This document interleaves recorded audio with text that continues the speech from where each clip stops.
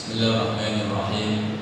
Assalamualaikum warahmatullahi wabarakatuh. Waalaikumsalam warahmatullahi wabarakatuh. Alhamdulillahi wa kafa. Wassalatu wassalamu ala nabiyina Mustafa wa ala alihi wa sahbihi ahli sidqi wal wafa. Amma ba'd. Wa qala Allah azza wa jalla fi muhkami tanzilih. A'udzu billahi minasyaitonir rajim. Thumma qasat qulubukum min ba'di dzalik fa hiya kal hijarati aw ashaddu qaswa wa inna minal hijarati lama yatafajjaru minhul anhar wa inna minha lama yashaqqaqu fa yakhruju minhul ma wa inna minha lama yahbitu min khasyatillah wa ma Allahu bighafilin amma ta'malun. Yang sama-sama kami hormati Al-Mukarram Al-Ustaz Bapak Mahmud Anies Baswedan SPD, Ketua Yayasan Nur Hikmah. Yang sama-sama kami hormati Al-Mukarram Al-Ustaz Bapak Nur Sewoko, Sekretaris Yayasan Nur Hikmah. Yang kami hormati Al-Mukarram Al-Ustaz Bapak Yusron Yasir SHI, Manajer Operasional LPI Nur Hikmah. Yang kami hormati Al-Mukarram Al-Ustaz Muhammad Asrari, Manajer Diniyah. Para kepala sekolah, Bapak Ibu guru yang kami muliakan, yang tidak dapat saya sebutkan satu persatu namanya, namun tidak mengurangi taklim kami kepada beliau semua.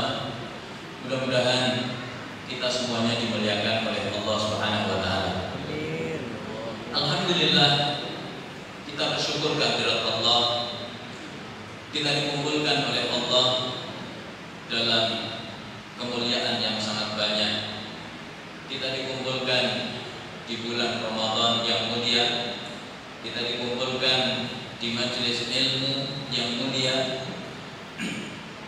Mudah-mudahan kemuliaan-kemuliaan ini semakin mengantarkan kita menjadi manusia-manusia yang mulia di mata Allah Subhanahu wa taala. Shalawat dan salam tidak lupa kita haturkan kepada suri tauladan kita Rasulullah Muhammad sallallahu alaihi wasallam, pada keluarga, pada sahabat. Mudah-mudahan kita istiqamah mencintai beliau, meneladani beliau, menghidupkan sunnah-sunnah beliau hingga akhir hayat kita. Bapak Ibu dimuliakan oleh Allah, tema kajian iftar sore hari ini adalah qaswatul qalbi, khatruha wa asbabuha wa ilajuha. Kerasnya hati, bahayanya, sebabnya, dan juga terapinya. Sebuah tema yang penting untuk menjadi renungan saya pribadi dan kita semuanya. Apa sebabnya? Karena ini menyangkut masalah hati, perkara yang sangat menentukan kebaikan hidup kita. Kata Nabi, ala wa inna fil jasadi mudghatan idza salahat salahal jasadu kulluh wa idza fasadat fasadal jasadu kulluh ala wa hiyal qalbu. Ketahuilah dalam diri manusia ada segumpal daging. Kalau dia baik, maka seluruh tubuh menjadi baik. Tapi kalau dia rusak, maka seluruh tubuh pun menjadi rusak. Ketahuilah segumpal daging itu adalah hati. Bapak Ibu dimuliakan oleh Allah, jika kita dikaruniai oleh Allah hati yang lembut, maka itu adalah kenikmatan yang sangat besar. Apa sebabnya? Dengan hati yang lembut, kita mudah menerima nasihat kebenaran, mudah menyambut panggilan Allah. Dan ketika menyambut panggilan Allah itu ada rasa nikmat yang besar di hati kita. Maka ada seorang ulama dari kalangan tabi'in, seorang ahli fikih, namanya Imam Urwah bin Zubair. Beliau adalah anaknya sahabat yang mulia, yaitu Zubair bin Awwam.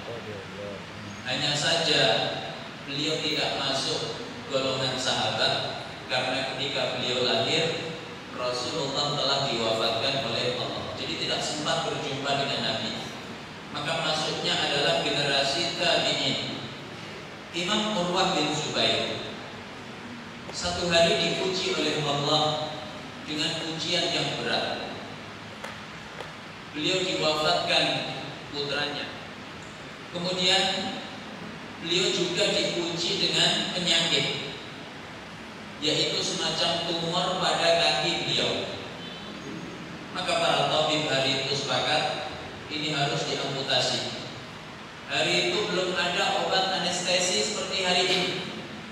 Maka para tabib menyarankan, wahai imam, mohon maaf sekali, kami sarankan Anda minum khamar untuk menghilangkan rasa sakit. Beliau ini ulama besar, ahli fikih. Beliau paham kalau ini adalah masuk kategori darurat. Ad-daruratu tubihul mahdhurah. Keadaan darurat menyebabkan bolehnya sesuatu yang terlarang. Beliau paham itu, tapi beliau memilih jalan wara, jalan kehati-hatian.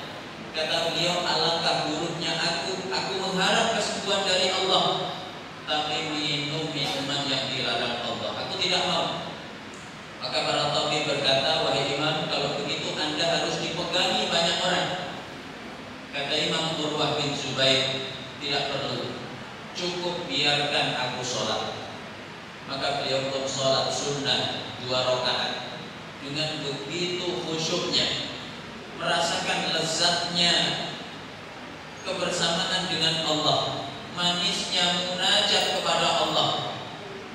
Maka orang yang mencapai tingkatan itu, penderitaan duniawi tidak ada lagi artinya. Maka diamputasi kaki beliau, beliau tidak merasakan apa-apa. Padahal alat amputasi paling canggih saat itu gergaji. Kebayang apa tidak? Di gergaji tidak terasa. Kita hari ini jangankan gergaji, digigit nyamuk terasa. Saking khusyuknya. Maka Bapak dimuliakan oleh Allah, ini pentingnya hati yang lembut. Tapi sebaliknya, ketika kita memiliki hati yang keras, maka itu adalah hukuman yang berat dari Allah Subhanahu wa taala. Maka seorang ahli ibadah dari kalangan tabi'in, Malik bin Dinar, beliau mengatakan, ma duriba ibnu Adam bi uqubatin a'dhama min qaswatil qalb. Tidak ada manusia yang diberi hukuman lebih berat oleh Allah selain daripada hati yang keras. Apa sebabnya? Hati yang keras ini dampaknya sangat berbahaya. Pertama, menyebabkan ada munta'atsur bi ayatillahi azza wa jalla, tidak terpengaruh sedikit pun oleh tanda kebesaran Allah. Allah mengisahkan Bani Israel dalam ayat 74 surat Al-Baqarah yang saya baca di muqaddimah tadi, tsumma qasat qulubukum min ba'di dzalik fahiya kal hijarati aw ashaddu qaswah. Kemudian hati kalian menjadi keras, bahkan saking kerasnya lebih keras daripada batu. Apa sebabnya? Ada Bani Israel yang melakukan pembunuhan. Motifnya adalah ingin segera mendapatkan warisan. Jadi orang tega menyakiti saudaranya demi warisan, itu bukan barang baru. Sejak zaman Bani Israel sudah ada. Ada orang yang kaya raya, dia tidak punya anak, maka keponakannya ingin segera mendapatkan warisan, akhirnya membunuh orang kaya tadi. Setelah itu jasadnya diletakkan di perbatasan dua kampung. Apa tujuannya? Supaya keluarga korban menuduh pelakunya adalah kampung sebelah. Dan uniknya, pembunuh ini ikut-ikutan menuntut, padahal dia pelakunya. Ini karakter khas Yahudi. Maka jangan kita hari ini heran kalau melihat Zionis Yahudi menghancur leburkan Gaza, lalu dia playing victim seolah-olah korban. Ini bukan barang baru, ini karakter khasnya Yahudi. Maka Bapak Ibu dimuliakan oleh Allah, hampir-hampir dua kampung berseteru disebabkan kasus pembunuhan tadi. Akhirnya mereka mendatangi Nabi Musa alaihissalam. Turunlah perintah menyembelih sapi. Makanya surat itu disebut surat Al-Baqarah. Wa idh qala Musa liqaumihi innallaha ya'murukum an tadhbahu baqarah. Qalu atattakhiduna huzwa? Qala a'udzu billahi an akuna minal jahilin. Sebenarnya kalau mereka langsung melaksanakan perintah ini perintah yang mudah, tidak susah, cuma nyembelih sapi. Sapi apa saja boleh. Tapi Bani Israel karakternya itu ngeyel. Mereka gemar mempertanyakan syariat Allah. Tujuannya apa? Bukan untuk melaksanakan, tapi supaya tidak jadi diperintahkan. Maka akhirnya perintah yang ringan ini menjadi berat. Qalu ud'u lana rabbaka yubayyin lana ma hi. Qala innahu yaqulu innaha baqaratun la faridun wa la bikr awanun baina dzalik fa'alu ma tu'marun. Sapinya seperti apa? Maka kata Allah, sapinya tidak terlalu muda, tapi juga tidak terlalu tua, yang sedang-sedang saja. Mereka masih bertanya, qalu ud'u lana rabbaka yubayyin lana ma launuha. Qala innahu yaqulu innaha baqaratun safra'u faqi'un launuha tasurrun nadhirin. Sapinya warnanya apa? Kata Allah, warnanya kuning tua. Orang sekali lihat senang hatinya. Makin sulit.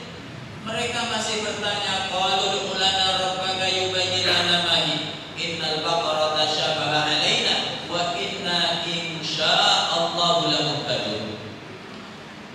Akhirnya kata Allah, qala innahu yaqulu innaha baqaratun la dhalulun tuthirul arda wa la tasqil harth musallamatul la syiyata fiha. Qalu al-ana ji'ta bil haqq fadhabahuha wa ma kanu yaf'alun. Sapinya itu belum pernah dipakai membajak sawah, belum pernah dipakai menyiram tanaman. Jadi sapinya masih original, tidak ada cacat sama sekali pada tubuhnya. Memang sapi ini akhirnya ditemukan, tapi Bani Israel harus membayar dengan harga yang sangat fantastis. Dalam kitab Al-Bidayah wan Nihayah, Imam Ibnu Katsir menjelaskan, sapi itu ditemukan miliknya orang saleh. Sebelum orang saleh ini wafat, dia melepaskan sapinya ke hutan. Dia berkata, ya Allah, aku titipkan sapi ini untuk masa depan keluarga. Setelah orang ini wafat, dia punya anak yang saleh, punya istri yang salehah. Ketika anak itu mulai besar, sang ibu berkata, nah, dulu bapakmu melepas seekor sapi, ciri-cirinya begini, coba kamu cari. Kalau ketemu, katakan, demi Tuhannya Nabi Ibrahim, Ismail, Ishak, Yakub, aku hendak memegang sapi ini. lalu pegang lehernya. Anak ini sangat berbakti kepada ibunya. Dia kalau malam membagi malamnya dalam 3 bagian. Sepertiga untuk beribadah kepada Allah, sepertiga untuk membantu ibunya, sepertiga untuk istirahat. Kalau siang dia bekerja, hasilnya pun dibagi 3. Sepertiga diberikan kepada ibunya, sepertiga disedekahkan, sepertiga untuk dirinya. Maka Bapak Ibu dimuliakan oleh Allah, ketika dia menemukan sapi itu, dia jalankan nasihat ibunya. Dia berkata, demi Tuhannya Ibrahim, Ismail, Ishak, Yakub, aku hendak menangkap sapi ini. Lalu dia pegang lehernya. Ternyata sapi itu berbicara. Sapi itu berkata, naikilah aku.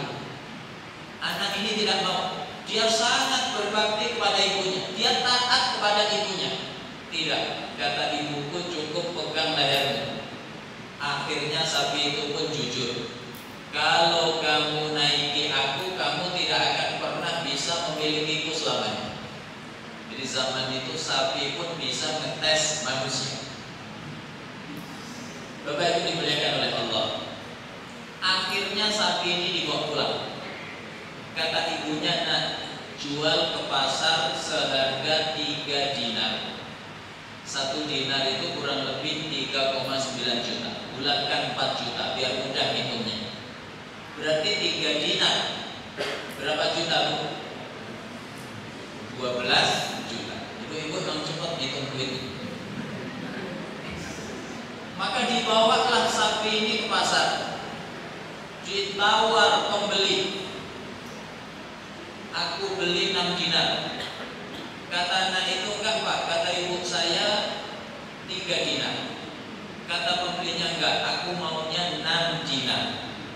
Bapak Ibu kalau jual sapi harganya 12 juta, ditawar 24 juta. Itu kira-kira dikasih apa tidak? Kasih. Itu namanya cerdas. Anak ini tidak mau. Enggak Pak, kata ibu saya 3 dinar. Saya tidak mau menyelisihi perintah ibu saya. Akhirnya dibawa pulang. Anak ini bercerita kepada ibunya, Bu, tadi ditawar pembeli seharga 6 dinar. Aku suruh 3 dinar tidak mau. Maka kata ibunya, ya sudah nak, jual 6 dinar dengan restu sang ibu. Dibawa lagi ke pasar, ketemu orang yang sama. Kali ini dia tidak mau 6 dinar, maunya 12 dinar, 48 juta. Maka anak ini tidak mau. Enggak Pak, tadi kata ibu saya sudah 6 dinar boleh. Gini aja nak, yang 6 dinar kamu kasih ibu kamu, yang 6-nya kamu simpan. Kan ide yang bagus. Anak ini tidak mau, saking taatnya kepada ibunya. Maka akhirnya dibawa pulang. Dia cerita kepada ibunya, sekarang orangnya enggak mau 6 dinar, maunya 12 dinar. Maka sang ibu berkata, nah, sepertinya dia malaikat yang menguji kamu apakah taat sama ibu atau tidak. Coba kamu balik ke pasar, kamu tanya ke dia, sebenarnya sapi ini bagusnya dijual apa tidak? Anak ini balik ke pasar, ketemu orang yang sama. Bapak ini malaikat ya? Maka malaikat itu jujur, iya, aku malaikat diutus oleh Allah. Jangan jual sapimu, sebentar lagi Bani Israel akan membeli dengan harga yang sangat fantastis. Berapa harganya? Sapi itu ditimbang, lalu beratnya berapa, dibayar dengan emas seberat itu. Sapi itu rata-rata beratnya berapa Pak? Ini banyak panitia kurban. Paling kecil 300 kilo. Bayangkan 300 kilo emas. Itu cukup untuk mengawinkan seluruh guru di Norwegia. itulah harga yang harus dibayar Bani Israel akibat apa? Ngeyel. Singkat cerita, sapi itu kemudian disembelih. Fakul nadrifuhu bibaqtiha. Pukulkan sebagian anggota tubuh sapi itu pada orang yang meninggal tadi.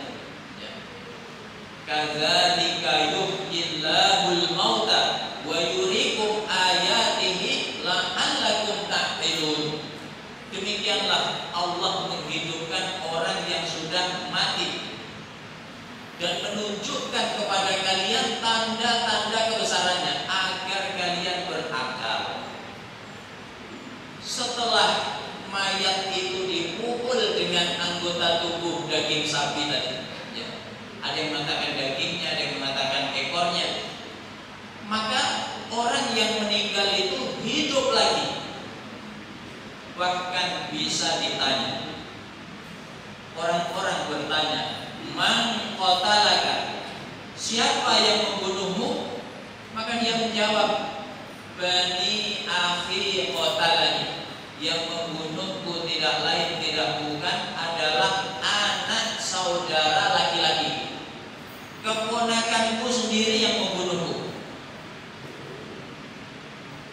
Seharusnya pembunuh tadi melihat tanda kebesaran Allah begitu nyata, seharusnya dia langsung taubat nasuha, mengakui kesalahannya, mohon ampun kepada Allah. Tapi Yahudi ini tidak.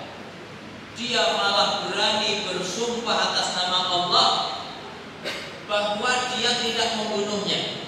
Wallahi ma qatalnahu, demi Allah bukan kami yang bunuh dia. Bapak Ibu kalau lihat orang meninggal hidup lagi, ya, Bapak Ibu sholat jenazah, begitu siap-siap takbir, jenazah duduk, itu kira-kira Bapak Ibu masih di tempat atau ambil langkah sedikit? Artinya orang mati hidup lagi itu tanda kebesaran Allah yang luar biasa. Tapi Bani Israel ini tidak terpengaruh sedikit pun dengan tanda kebesaran Allah. Maka Allah mengatakan tentang Bani Israel itu, "Tsumma qasat qulubukum min ba'di dzalik, fa hiya kal hijarati aw ashaddu qaswa." Kemudian hati kalian menjadi keras, bahkan lebih keras daripada batu. Perkara seperti ini itu tidak cuma menimpa Bani Israel saja. Terkadang di tengah-tengah kehidupan kita menyaksikannya. Ada orang terkena banjir atau gempa atau tsunami. Ini kan tanda kebesaran Allah. Dia menyaksikan mayat-mayat hanyut bergelimpangan. Seharusnya dia sadar akan kebesaran Allah. Seharusnya dia mengambil ibrah, mengambil pelajaran. Tapi ada orang di tengah kondisi seperti itu masih bisa maksiat. Dia luncuti perhiasan korban. Bahkan ketika tidak bisa dicopot perhiasannya, dipotong. Na'udzubillah min dzalik. Itu hati yang keras, menyebabkan tidak bisa menangkap sinyal kebesaran Allah Subhanahu wa ta'ala. Kuburan yang seharusnya tempat mengingat akhirat, bahkan Sayyidina Utsman bin Affan itu kalau lihat kuburan menangis. Tapi ada orang di kuburan biasa saja, bahkan bisa maksiat di kuburan, main judi di kuburan, ngisep narkoba di kuburan, zina di kuburan. Na'udzubillah min dzalik. Ini potret hati yang keras, tidak bisa mengambil ibrah dari kebesaran Allah Subhanahu wa ta'ala. Ini yang pertama. Yang kedua, Bapak Ibu dimuliakan oleh Allah, bahayanya hati yang keras, yaitu raddul hidayah ma'awuduhiha, menolak hidayah Allah padahal hidayah Allah itu terang benderang di hadapannya. Allah mengisahkan ahli kitab di surat Al-Baqarah ayat 146. Alladzina atainahumul kitaba ya'rifunahu kama ya'rifuna abna'ahum wa inna fariqam minhum la yaktumunal haqqa wa hum ya'lamun. Orang-orang yang kami berikan kepada mereka kitab, ahli kitab Yahudi Nasrani, mereka mengenal Muhammad itu seperti mengenal anak kandung mereka. Orang tua di dalam mengenal anak kandungnya tentu dengan pengenalan yang mendalam. Dia tahu ciri-ciri fisiknya. Maka kalau ada orang tua punya anak kembar, tingginya sama, warna kulitnya sama, rambutnya sama, bahkan punya tai lalat yang juga sama, ya. Maka orang tua mudah mengenalinya. Begitu perumpamaan Allah terhadap ahli kitab di dalam mengenali Nabi akhir zaman, yaitu Muhammad sallallahu alaihi wasallam. Maka berlalu banyak dosa. Rasulullah sallallahu alaihi wasallam mengatakan dalam hadisnya, "Idza adnabal mu'minu dzamban, nuqitat nuqtatun sauda fi qalbi." Kalau seorang mukmin mengerjakan dosa, muncullah noda hitam di hatinya. Fa in taba wastaghfara su'ila qalbu. Kalau dia taubat mohon ampun kepada Allah, hatinya jernih kembali. Wa in zada fasada. Tapi kalau dia tambah terus dosanya, bertambah noda hitam di hatinya. Hatta tahluwa qalbah, sampai akhirnya menutupi seluruh mata hatinya. Fadzalika huwa ar-rad. Itu yang disebut penutup mata hati, yang Allah ingatkan kita di surat Al-Mutaffifin, kalla bal rana ala qulubihim ma kanu yaksibun. Sekali-kali tidak, mereka tertutup mata hatinya, sebabnya adalah dosa yang mereka perbuat. Terakhir, bagaimana terapinya? Ini waktunya sudah habis, saya percepat. Pertama, al-iksar min dzikrillah, perbanyak zikrullah. Kalau kita kumpul mulai dengan zikrullah, maka insya Allah hati tidak keras. Kedua, yaitu perbanyak berbagi. Seperti seruan Ustadz kita tadi, Ustadz Yusra, ini bulan Ramadan, bulan berbagi. Berbagi itu menyembuhkan kita dari penyakit. Tidak cuma penyakit fisik, tapi juga penyakit hati. Imam Abdullah bin Mubarak, ulama besar di abad ke-2 Hijriah, lahir tahun 118, wafat tahun 181. Didatangi orang yang sakit sudah 7 tahun, gak sembuh-sembuh. Maka dinasihati beliau, kamu sedekahlah, bangun sumur di wilayah yang masyarakatnya membutuhkan. Setelah sumur selesai kamu bangun, insya Allah penyakitmu disembuhkan Allah. Ternyata benar. Setelah dia bangun sumur, airnya dinikmati kaum muslimin, penyakit yang sudah 7 tahun tadi disembuhkan total oleh Allah. Ini penyakit fisik, termasuk penyakit hati. Hati yang keras itu sembuh dengan berbagi. Makanya kata Nabi, man arada ayyalina qalbuhu falyut'imil miskin wal yamsah ra'sal yatim. Siapa yang ingin hatinya lembut, santuni anak yatim, beri makan fakir miskin. Yang ketiga, yaitu ar-rizqul halal, rezeki yang halal. Ada kisah menarik, apa rahasia keberkahan dari kehidupan Imam Bukhari. Ketika ayahnya, yaitu Ismail, hampir wafat. Ini dikisahkan oleh Al-Imam Al-Dhahabi dalam Syiar A'lamin Nubala. Maka sang ayah memanggil anaknya, wahai Muhammad, wahai Bukhari, kemarilah. Kata ayahnya, demi Allah, selama ayah hidup tidak pernah sekalipun ayah menyuapimu rezeki yang syubhat. Yang syubhat gak ada, apalagi yang haram. Jadi 100% makanan, minuman, rezeki yang masuk ke perut Imam Bukhari itu rezeki yang halal. Ini yang ketiga. Terakhir yang keempat, yaitu al-insan min dzikril maut, memperbanyak mengingat kematian. Kata Nabi, wa kafa bil mauti wahidah, cukup kematian itu sebagai pemberi nasihat. Kadang ada orang dinasehati pakai kultum 7 menit gak mempan, pakai khutbah Jumat 25 menit gak mempan, pakai tabligh akbar 1 jam gak mempan. Tapi begitu tetangganya wafat, maka dia langsung datang ke masjid, safnya paling depan. Begitu kematian itu memberi nasihat yang paling dahsyat. Maka banyaklah merenungkan kematian. Ini pembahasan kita tentang bahayanya hati yang keras, sebabnya dan juga terapinya. Mudah-mudahan dengan spirit Ramadan Allah melembutkan hati kita semuanya, sehingga kita mudah menyambut panggilan Allah dan sehingga kita mudah menerima nasihat kebenaran. Mari kita tutup majelis yang mulia ini dengan berdoa kepada Allah. Doa yang mustajab itu doa setelah amal saleh.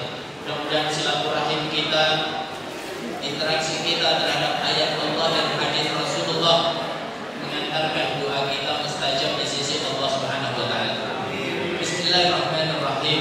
Alhamdulillahirabbil alamin. Hamdan na'imin, hamdan syakirin, hamdan yuwafi ni'amahu wa yukafi'u mazidah. Ya Rabbana wa lakal hamdu kama yanbaghi li jalali wajhika wa 'azimi sultanika.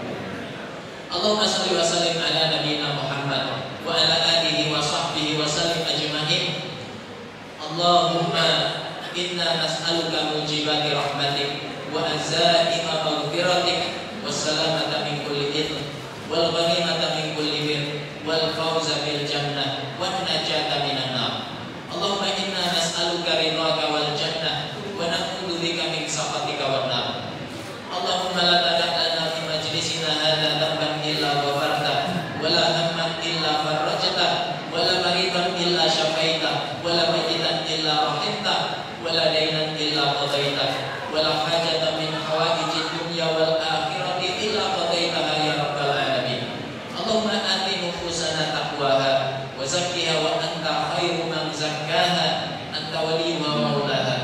Allahumma ighfir lana ma qaddamna wa ma akharna wa ma a'lanna wa ma asrarna wa ma anta a'lamu bihi minna antal muqaddim wa antal muakhir la ilaha illa anta. Allahumma inna nas'aluka minal khairi kullihi ajilihi wa ajilihi ma 'alimna minhu wa ma lam na'lam wa na'udzu bika minasyarri kullihi ajilihi wa ajilihi ma 'alimna minhu wa ma lam na'lam.